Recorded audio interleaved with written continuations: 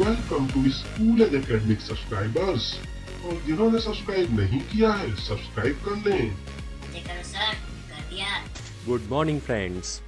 तो हम अपनी web series banking and finance में एपिसोड में आपके सामने उपस्थित हैं। आज हम डिस्कस करेंगे फिक्स डिपॉजिट्स पे लिए जाने वाले लोन्स, मतलब फिक्स डिपॉजिट्स ओवरड्राफ्ट।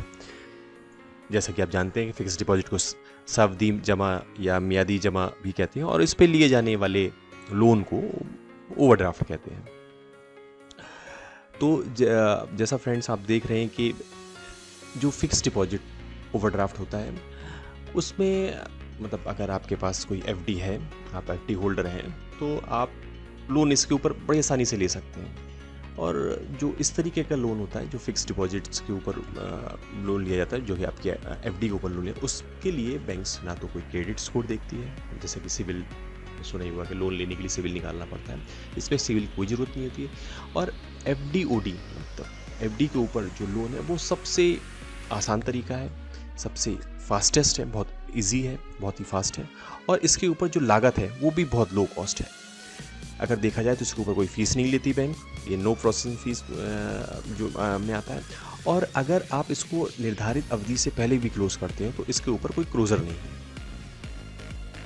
आज के समय में कोविड के पीरियड में बैंक आपकी एफडी को ऑनलाइन, मतलब आप ऑनलाइन भी कर सकते हैं नेट बैंकिंग के थ्रू, आप मोबाइल बैंकिंग के थ्रू भी एफडी क्रिएट कर सकते हैं, और आप इंटरनेट बैंकिंग के थ्रू भी एफडी क्रिएट कर सकते हैं, और उसी माध्यमों के थ्रू से आप इसके ऊपर ओवरड्राफ्ट भी ले सकते हैं, मतलब विदाउट बैंक जाए।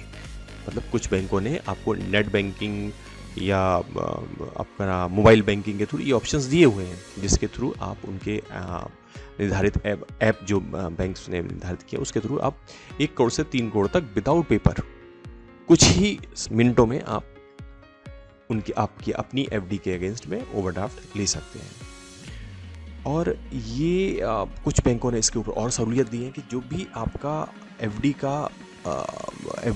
ओडी का मतलब जो एफडी के अगेंस्ट लोन होगा उसके ऊपर उन्होंने अतिरिक्त सुविधाएं दी। आपको अलग से चेकबुक, एटीएम कार्ड या डेबिट कार्ड उन अकाउंट होल्डर्स को दिया जाता है।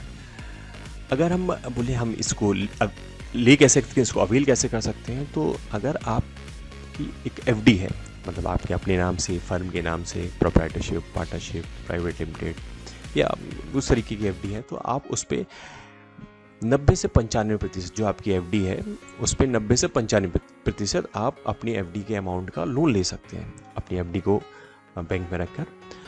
और जो आपका एफडी है वो मतलब ये माना जाता है कि कम से कम 6 महीने की तो होनी ही चाहिए, मतलब उसकी जो मैच्योरिटी पीरियड है वो 6 मंथ से अधिक हो। और ये आप सेल्फ एफडी मतलब आपकी खुद की एफडी हो, आपकी जैसे आप इंडिविजुअल हैं या प्रोप्राइटर है, थर्ड पार्टी एफडी से यहाँ पे तात्पर्य है एक एफडी है जो आपकी वाइफ के नाम से, मदर फादर के नाम से है, उस पर भी आप लोन ले सकते हैं।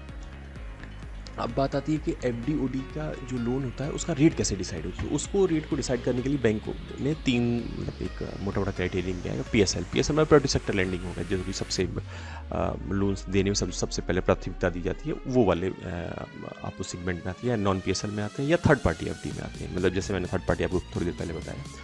उसके हिसाब से जो एफडी ओडी का वो रेट डिसाइड होता है। अगर पीएसएल केस है तो ऐसा मानिए कि 0.5 से 2% एक्स्ट्रा ब्याज लेगी आपकी एफडी अमाउंट पर। जैसे अगर हम अंदाज़ा लगा, मतलब एक उदाहरण के तौर पे लेंगे, आज हम मान लेंगे आज एफडी का रेट आपकी 6% है, तो 6% एफडी पे 0.5 6.5 से लेके 8% का आपको ब्याज लगेगा।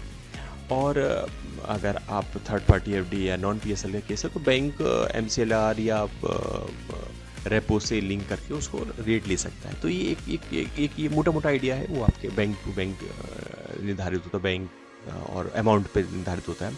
और अगर हम बात करें कि ये एफडी का जो मतलब एफडी ओडी का जो इंटरेस्ट रेट है वो कैसे कैलकुलेट होगा, तो ऐसा मान के चलिए कि आपने अगर पूरे दिन यूज़ किया उसको और रात के 12 बजे के बाद आपका जितना अमाउंट आपका यूटिलाइज्ड है गया, जैसे आप सपोज आपने 10 लाख की एफडी ओडी की और आपने 2 लाख रुपए दिन में यूज़ किया और शाम को आपके अकाउंट में कुछ और पैसे आ गए, तो 1 लाख रुपए का यूज़ रात को 12 बजे रह गया, तो 1 लाख रुपए पे बैंक पर डे के हिसाब से कैलकुलेट करती है। मतलब जैसे आज 1 लाख, कल 2 लाख, जो भी रह गया उस हिसाब से बैंक यूज़ कैलकुलेट करती है और मंथ के आखिरी में वो आपके अकाउंट में ब्याज लग जाता है। अब बात आती है कि हम कौन सी क्या क्या नहीं कर सकते इन केस में। जैसे इस केस में माइनर की एफडी नहीं ले सकते। अगर आपको अपनी एफडी के ऊपर ओवरड्राफ्ट करवाना है, लिमिट या लोन लेनी है, वो माइनर की एफडी पे नहीं ले सकते। और वो एफडी जो कि टैक्स सेवर के तौर पे बनाई गई है, 5 साल से ऊपर वाली जो एफडी है, जो टैक्स सेवर के तौर पे बनाई जाती है, उस पर नहीं ले सकते। और एक क्या ड्रॉबैक हो सकता है कि अगर आपने बैंक से लोन लिया है और आप उसकी को सर्व नहीं कर पा रहे हैं, तो बैंक आपकी एफडी को फोरफिट कर सकती है, उसे लोन का अमाउंट रिकवर कर सकती है, और जो कि तो एक तरीका हो सकता है। तो दोस्तों, ये था हमारा आज का वेब सीरीज़ का एपिसोड, जो कि फिक्स डिपॉजिट एंड ओवरड्राफ्ट पे था।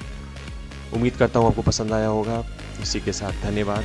अगर आपको हमारा प्रयास अच्छा लगा हो तो सब्सक्राइब कीजिएगा, सजेस्ट कीजिएगा, अपने फीडबैक्स हमें दीजिएगा।